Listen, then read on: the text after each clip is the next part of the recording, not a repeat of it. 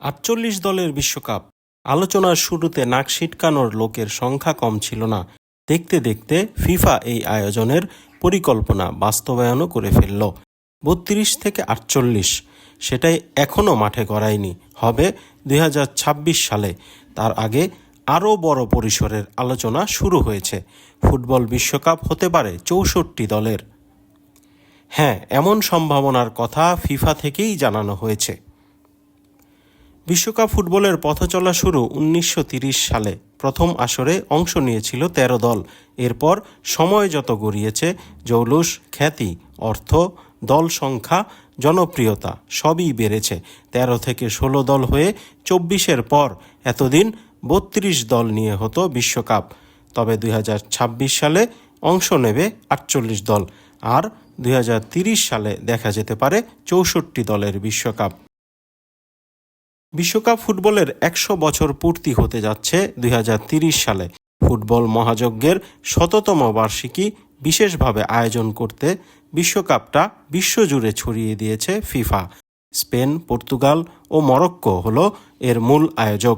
এই তিন দেশের বাইরে একটি করে ম্যাচ আয়োজন করবে আর্জেন্টিনা, উরুগুয়ে ও প্যারাগুয়ে। প্রথম বিশ্বকাপের আয়োজক ছিল উরুগুয়ে। তাদের পক্ষ থেকেই ২০৩০ সালে ৬৪ দলের বিশ্বকাপ আয়োজনের প্রস্তাব দেওয়া হয়েছে। উরুগুয়ের ফিফা কাউন্সিলর ইগনাসিও আলোনসো নাকি প্রস্তাবটা রেখেছেন। যদিও এটাকে অবাস্তব প্রস্তাব হিসেবে দেখেছেন বেশিরভাগ ফিফা কাউন্সিলর, তবে প্রস্তাবটা নাকি মনে ধরেছে ফিফা সভাপতি জিয়ান্নি ইনফান্তিনোর। বলা হচ্ছে তার ইন্টারেস্টের নেপথ্যে রয়েছে রাজনৈতিক ও অর্থনৈতিক কারণ। ৬৪ দল নিয়ে বিশ্বকাপ হলে ১০৪ থেকে ম্যাচ বেড়ে হবে ১২৮টি, বাড়বে দলগুলোর ভ্রমণও। ৬৪ দল নিয়ে বিশ্বকাপের প্রস্তাবটা গৃহীত হয়েছে ফিফা কাউন্সিলে। এ নিয়ে গবেষণা আলোচনা শেষে চূড়ান্ত সিদ্ধান্ত জানাবে ফিফা। এক বিবৃতিতে ফিফা জানিয়েছে, ৬৪ দল নিয়ে বিশ্বকাপ আয়োজনের প্রস্তাবটি যাচাই করা হচ্ছে।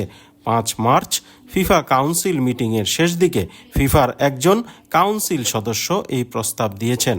কাউন্সিল সদস্যদের যে কোনো প্রস্তাব আমলে নিয়ে যাচাই করাটা ফিফার দায়িত্ব।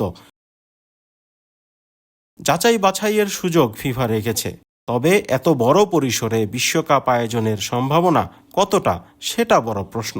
দল বাড়লে ম্যাচ বাড়বে, বিশ্বকাপের দৈর্ঘ্যও বড় হবে, কারিগরি কাজেও থাকবে কঠিন চ্যালেঞ্জ।